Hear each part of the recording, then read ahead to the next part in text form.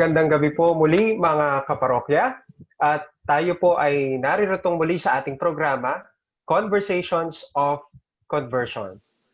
Welcome po sa parokya ni Santa Monica dito sa Mexico, Pampanga. At sa gabi pong ito, tayo po ay nasa last conversing episode na ng ating programa at ito po ay ipinagkakaloob sa inyo sa tulong ng OAD Hermandad at katuwang ang aming parish priest na si Father Arnie Serrano. At sa gabing ito po, ang pag-uusapan natin ay napapatungkol sa kwento ng mga relikya ni Santa Monica, the story of her relics. Kaya nga po, very interesting ang gabing ito dahil ang pag-uusapan po natin mula sa kanyang buhay, ngayon naman ay ang kanyang mga relikya. At upang bigyan po tayo ng mas malinaw na kwentuhan at pagninilay sa gabing ito, muli ko pong ipinapakilala sa inyo ang ating mga makakasama at walang sawang sumusuporta sa ating programa. Naririto po si Fray Don Mauro, isang miyembro ng Hermandad. Good evening, Fray. Good evening po at hello po sa ating lahat. Salamat po. We are now on our 8th episode, pero last conversing episode because tomorrow will be a virtual concert in honor of Saint Monica and Saint Augustine. So, exciting po ang pag-uusapan natin ngayong gabi. At ang ating liturgy committee head na si Brother Jonathan. Hello po, Kuya. Hello po, good evening po sa lahat po ng mga sumubaybay sa loob ng 8 gabi. Magandang gabi po sa inyo lahat sa aming mga kaparokya, kababayan, at mga SOR, Pride. Magandang gabi po sa inyo. Magandang gabi po, Pads. Magandang gabi rin, Jonathan. Ayan, at syempre po, ang ating OAD Director General for Secular Fraternities at ang OAD Postulator General, si Father Dennis Duene Ruiz, OAD. Good evening po, Father. Good evening, Fray Paul, and good evening sa lahat ng mga nakikinig ngayon at mga nanonood ngayon sa atin sa ating last part, the 8th day ng ating Conversations of Conversion in preparation for the feast day of the Holy Mother Monica. And special ang gabing ito dahil sa nakita nyo sa likod ko, we have the tomb of the Holy Mother Monica. Pasasalamatan natin ang mga Agustinong pare, especially ang Secretary General at the same time Secretary Provincial ng Order of St. Augustine na si Padre Pasquale, na siya yung nagbigay ng pahintulot para makagawa tayo ng last episode natin, makakwenta ng last episode dito sa tomb talaga ni Santa Monica. Wow. Ayan po, talagang nasa... Napakaswerte naman po natin. Opo, yung presence Hindi siguro swerte ang gagamitin natin. It's more on we are blessed. No? Correct, we are blessed. O nga pala, no? We are blessed to be here. Baka ma-accuse tayo na nag-aano ng ghost month din. Yeah. Yeah. Okay. Kaya sa ating pong mga viewers, live po tayo sa tomb ni Saint Monica through Father Dennis Ruiz sa kanya pong pagbabahagi sa atin sa tomb ni Saint Monica. At saka siguro mamaya baka bago tayo magpaalam, kung maikot tayo ni Father Dennis, no? Mukhang interesting. Oo, ngayon. Gagawin ko ang pwede kong gawin dito sa chapel na to ngayon dahil sulong-solo natin ito. Tapos pinailawan talaga lahat para daw mas clearer yung mga thank you po. work of arts dito. O nga, kaya nga Fray and Father, para na rin po tayong nakapag-tour sa sa Rome.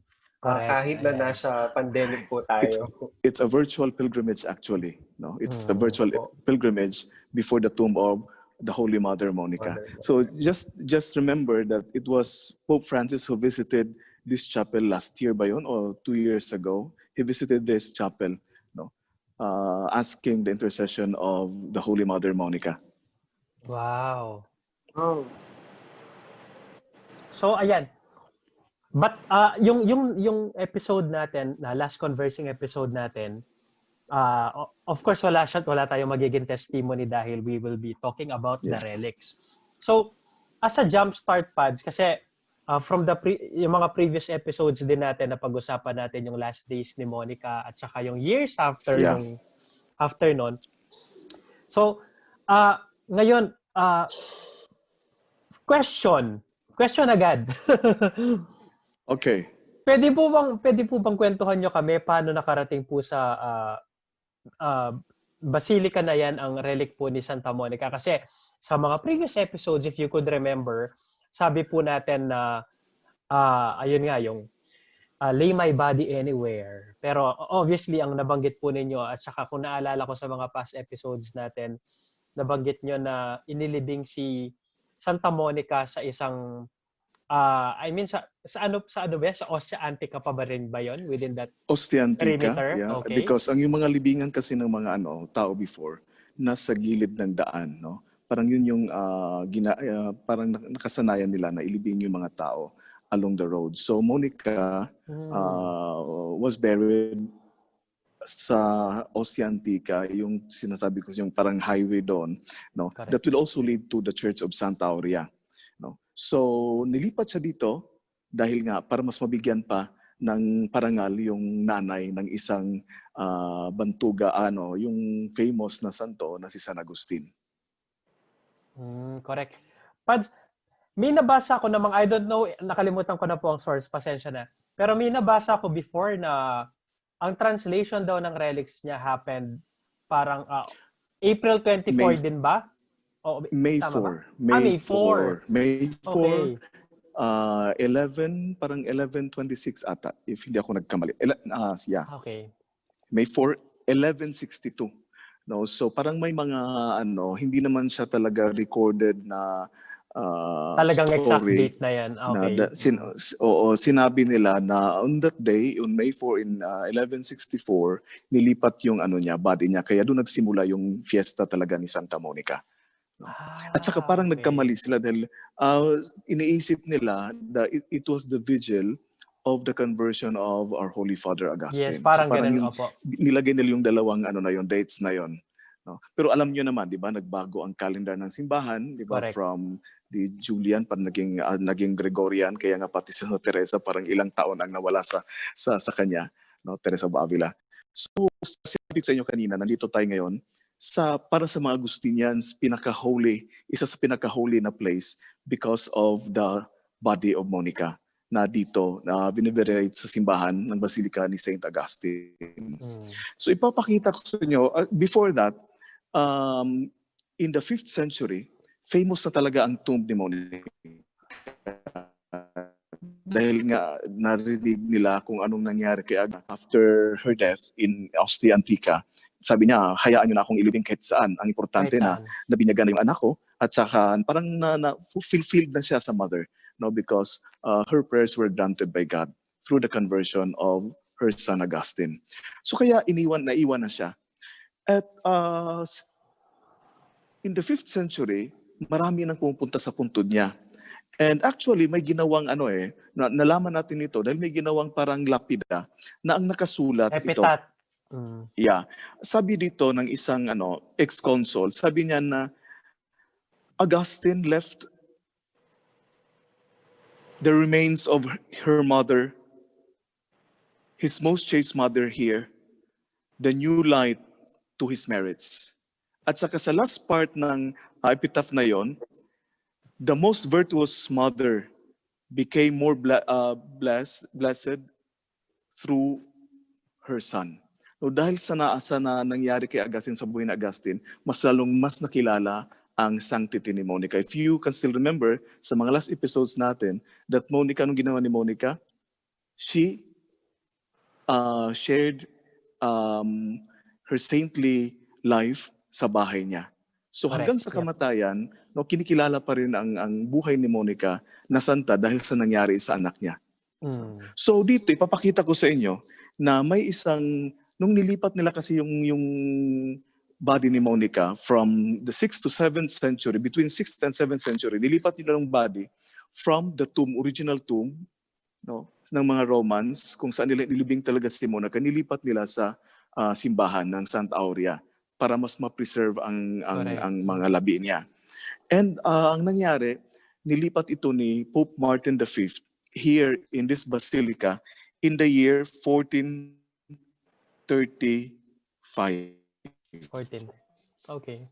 No? So it's 1435 na nilipat dito yung katawan ni Monica sa simbahan. Pero hinanap nila, no? Yung iba hindi agad nila nahanap dahil nasa ilalim pala ng simbahan, the crypt, 'di ba? Kung may naalala kayo ng mga simbahan dito sa Roma, may mga crypts because of the tombs of the martyrs and the saints.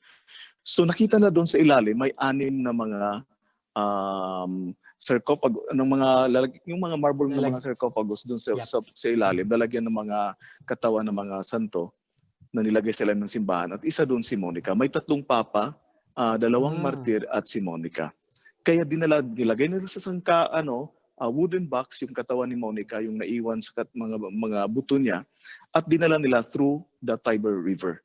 At saka huminto to sa Basilica ni St. Paul, sa St. Paul outside wall, overnight doon ang katawan, and they made a procession going into this church. No, ng Santrifoni pa kasi ito before naging St. Augustine. So sabi nila that during the procession, yung tinatawag na translasyon, marami daw mga healing na nangyayari, no? Yung mga humahawak sa wooden na box na nilagyan ng kabaong ni Monica, especially ang mga batang bulag.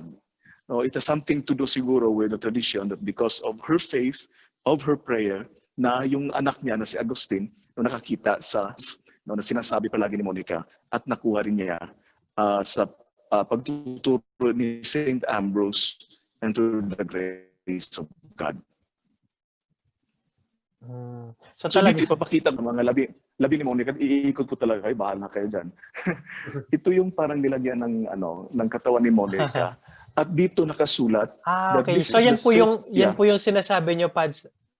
Yan po yung sinasabi nyo kanina na parang sarcophagus. Yeah, pero hindi to yung ito yung nilagyan sa kanya. Dinagdag na lang yung parang nakahiga sa taas. Pero nakasulat dyan is, nakita niyo ba? It is the sepulcher, no? To which the body of the Blessed Monica rests for 1,040 years in Ostia Tiberina. And through the miracles, it was verified during the transfer of her body, her faithful sons, the Augustinians, no, dinala dito ang katawan niya from the darkness of the crypt of Santa Aurea sa chapel na to, na mas na-venerate siya ng mga tao. So yun yung nakasulat sa harap ng sarcophagus na yan ni Monica. Dito nun sa baba, makikita ninyo yung parang story, no, paano na nadala dito ang katawan ni Monica sa chapel na to. So makikita niyo sa taas, no. So may yung episode sa buhay ni Saint Monica, no, yung makita niyo doon sa kabila yung ecstasy sa Ostia. Diba? Yung na-experience ni Augustine at Monica. And then, pati yung on the other side, makikita nyo ang the birth of St. Augustine. And on the other side, his rebirth. Yung binyag niya, no? In Milan. Pinanganak siya, di ba? Sabi ni Augustine na sa pagdidede niya sa nanay niya, nakuha niya pati yung faith, no? Sa gatas, parang nakahalo na sa gatas ng nanay niya ang faith, no, ng nanay niya. Kaya dito makita nyo, sa kabila, the birth of St. Augustine, on the other side, his rebirth. And Augustine talks about this birth and rebirth when he presented Christ as Christus Redentor, no? The Christ the Redeemer. And then on the other side, balikan natin yung ecstasy and Ostia. Sa kabila naman, yung death ni Monica.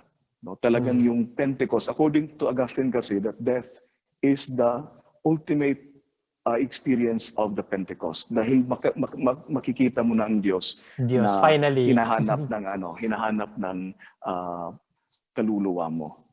So dito sa harap, we have the Mother of Consolation.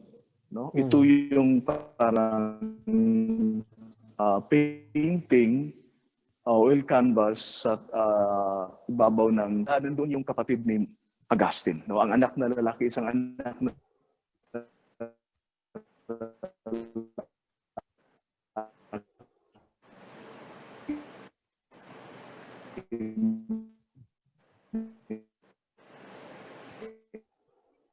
Nawawala po kayo, Pad, siguro dahil live na live tayo. Kaya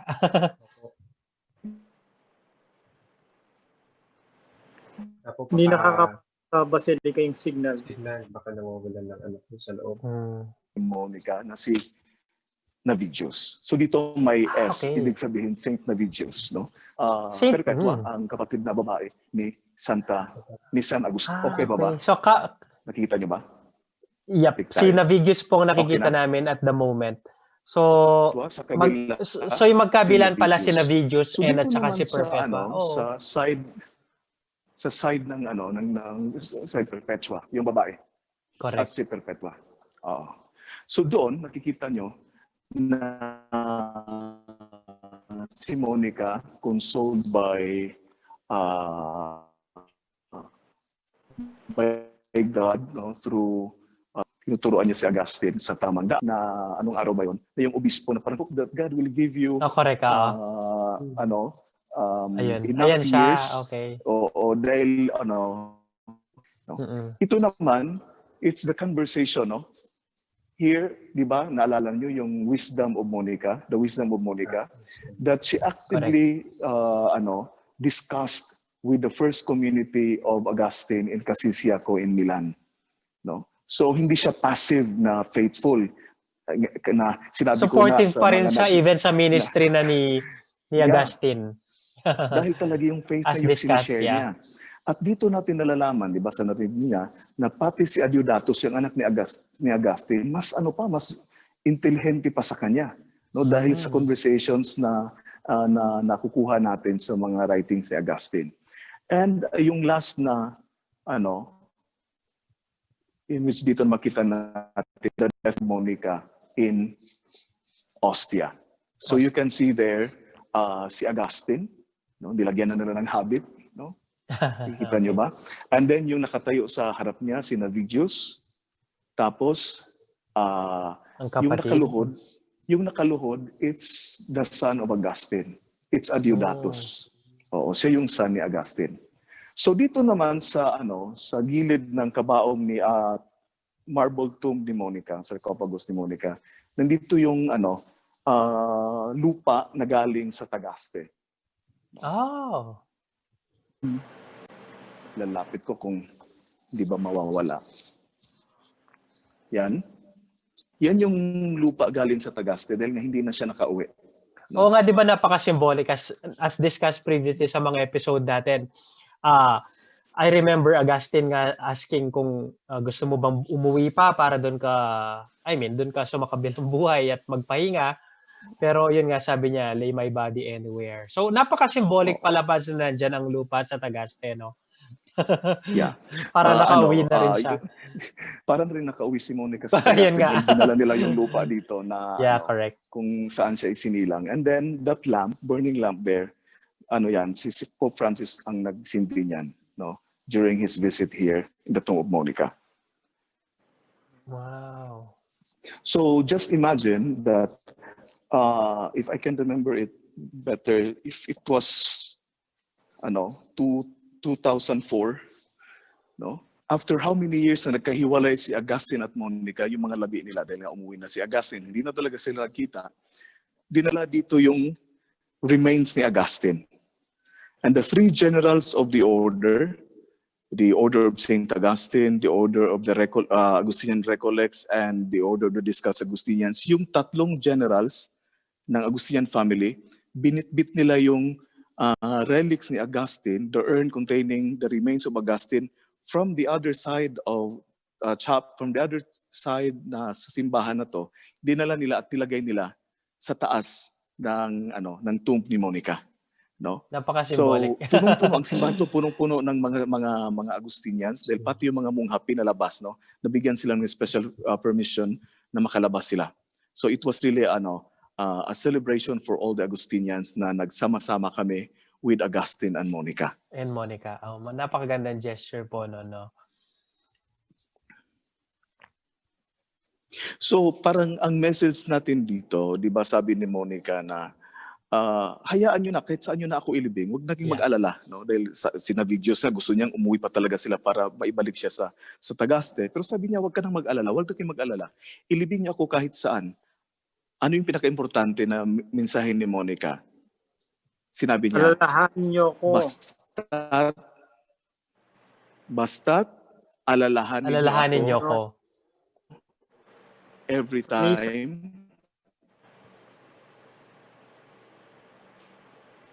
time na mag-offer kayo sa altar ng Panginoon. Yeah. No? Especially from Augustine. So, yung pagmimisa, no? So, siguro sa lahat sa atin ngayon, alam natin na mamamatay tayo, no? Mamamatay tayo, pero we will be remembered forever. Kung through our good works, through the saintly life na sinare natin sa pamilya natin. No? If naalala nyo pa yung mga nakaraang episodes, na kailangan magsisimula yung sanctity natin sa bahay natin. Correct. No? Sa mga kasama natin sa bahay. At saka babalik lang po tayo sa isang reality na minsan binabrush off natin or tinatry nating iwasan na pag namatay ka, people will not talk about how rich you are, how famous you are, how many possessions you have. They will always remember your legacy, no? Kung ano yung legacy daw nagli-live on. Yeah. Just because kung gaano karami yung nahaplos mo na puso. So that's how you multiply your legacy and that's how you live your legacy. So napakagandang napakagandang opportunity din po ito na magnilay tayo about death talaga. Kumbaga, although napagnilayan na natin. I don't know if you can still remember the film The Last Samurai, no? 'Di ba yung movie na 'yon? Nung yung pinatay na yung tapos pumunta siya sa last part na ng movie, pumunta siya sa harap ng emperor. Tapos sabi ng emperor tinanong si Tom Cruise kung paano siya namatay. Yeah. How he died. At sabi ni Tom Cruise sa kanya, don't ask me how he died, but how he lived his life. So siguro yun yung pinaka-importante sa lahat sa atin. No? Dahil nga si Monica, normal na nanay. No? Normal na nanay na walang ibang ginawa kundi magdasal sa kaligtasan ng anak niya. So kung naalala nyo pa rin yung mga nagdaang episodes natin, anong ginawa ni Augustine, ni Monica, nung iniwan siya ni Augustine sa port ng Carthage, di ba? Umiyak siya. Umiyak. And then bumalik siya. She wept. And then, but, anong ginawa? Bumalik siya. She returned to her usual life. So, ganyan din tayo.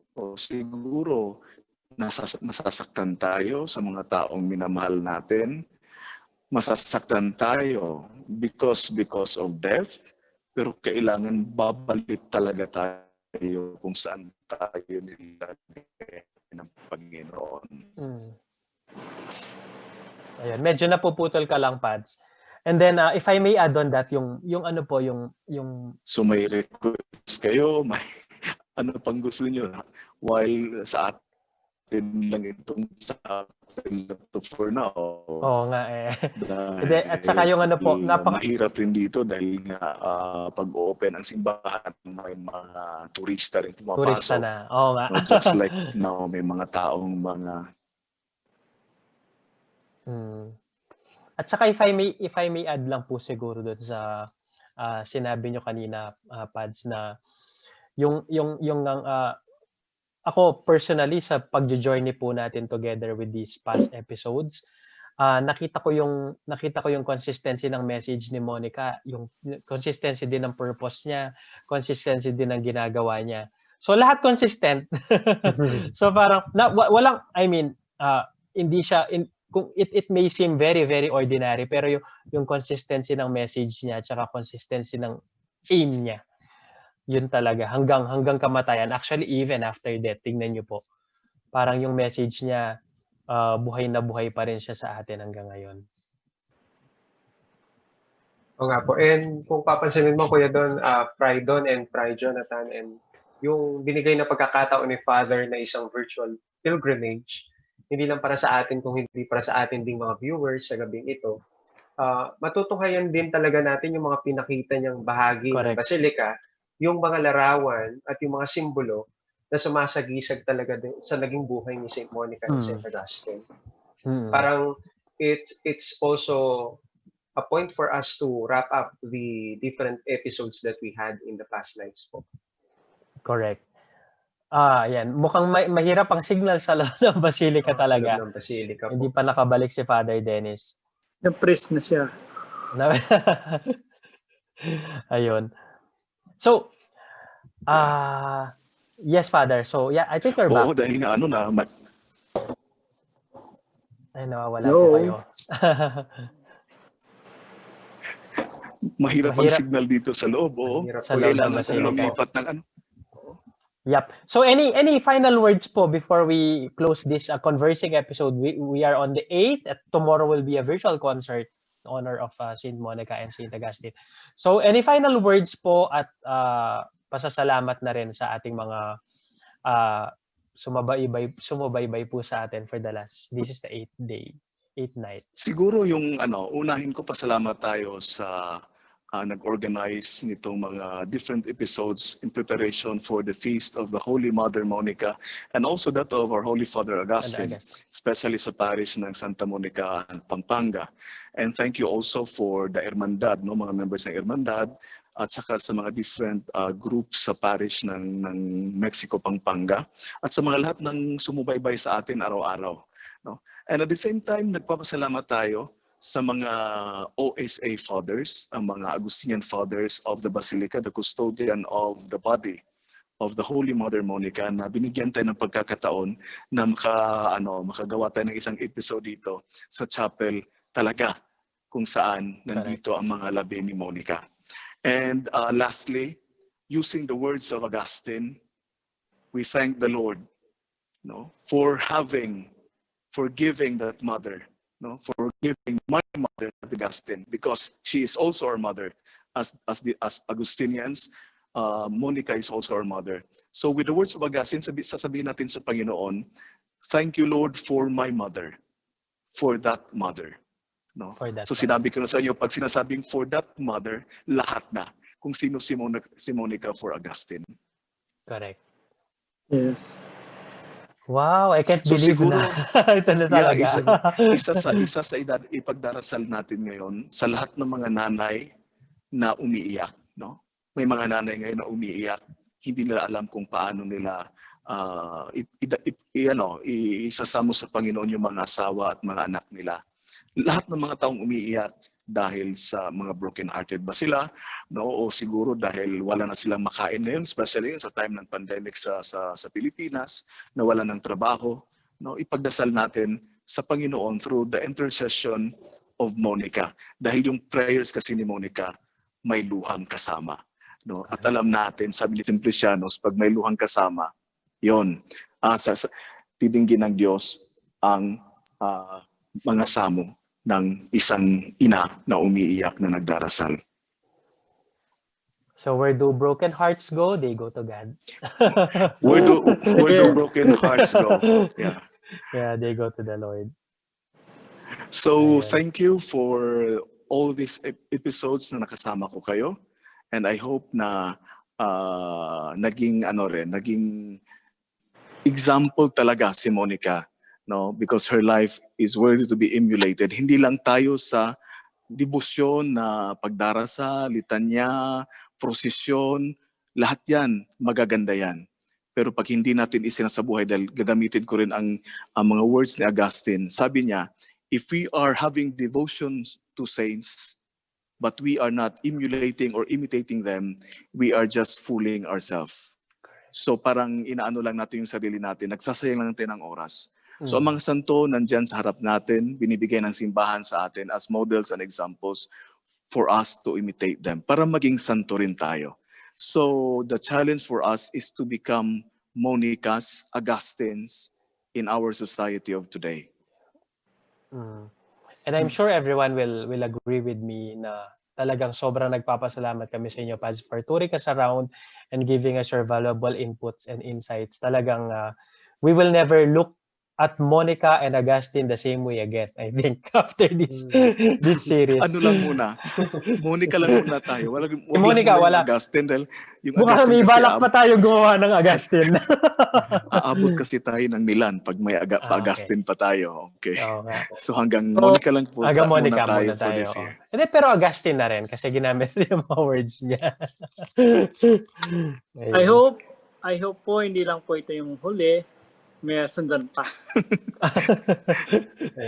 And Father and Price, in behalf of the Santa Monica Parish po, through the efforts as well of our parish priest, supporting parish priest, Father Arnie Serrano, we would like to thank you po, Father, for this episode. You're welcome. Tridon and Tri Jonathan po. Thank you, Father. Salamat rin sa inyo. And as well, I would like to share to you po, as last part po, yung words ni Saint Augustine in this episode. Diba po sinabi ni Saint Augustine, let me know myself and let me know you. And through the ways that you shared to us, through the efforts po and insights, hindi lang po namin nakilala si Saint Monica. I hope the viewers as well, makikilala po namin yung sarili namin in knowing God as well. Just like what Saint Monica experienced as well. Pag nakilala po yung buhay ni Saint Monica, nakilala mo kung paano siya kumapit talaga sa Diyos. Sana po ganito rin ang naramdaman ng ating mga viewers. I'm sure. Si Monica yung nagiging yung crowning glory ni Augustine is because of the prayer of Monica. So sinabi nga ng isang pare namin, yung kasama naming pare, sabi niya na kung gusto nating ma-save, kailangan natin ng isang ina na nagdarasal sa atin. And we have the Holy Mother, the Church, for that. Yeah. Beautiful words po. And yan, thank you, Father Arnie, and ang director po natin. Opo, thank you din po. Juan Miguel. Thank you. Juan Miguel Rafael. Opo. Ayun, so... Thank you, Cho. Thank you, Cho. Thank you, Brother Cho. Thank you, Cho. Behind the scenes. And thank you, everyone po. Thank you, everyone. Thank you po sa lahat. Ano po tayo ng panalangin ni Father Arnie, ang ating kura paroko dito sa bayan ng Mexico, Santa Monica Parish. Panalangin. Alalahanin mo, minamahal na Santa Monica, ang ligayang bumaha sa iyong puso noong ibigay ni Augustine, ang anak ng iyong mga panalangin at luha, ang kanyang buhay sa Panginoon. Itulog mo po sa harap ng Diyos ang aming mga panalangin. Kamtin para sa amin kung ito ay kalooban ng Diyos. Ang mga biyayang aming hinihiling sa pamamagitan mo upang aming maranasan ang kasiyahan na aming mga dasal ay kanyang tinugon. Amen. Samayin niyo ang Panginoon. Pagpalain kayo lahat ng makapangyarihang Diyos, ang Ama, Anak, at Espiritu Santo. Amen. Maraming salamat again sa inyo. Sige po. Ano yun? Parang ayaw natin maghiwalay. Oo nga. Maraming salamat sa lahat again. And we thank God for giving us Monica and Augustine.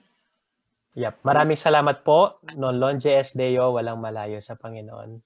Yes. God bless po sa ating lahat. Walang malaot king Diyos. Maraming salamat po. Bye-bye. Thank you po. Thank you po.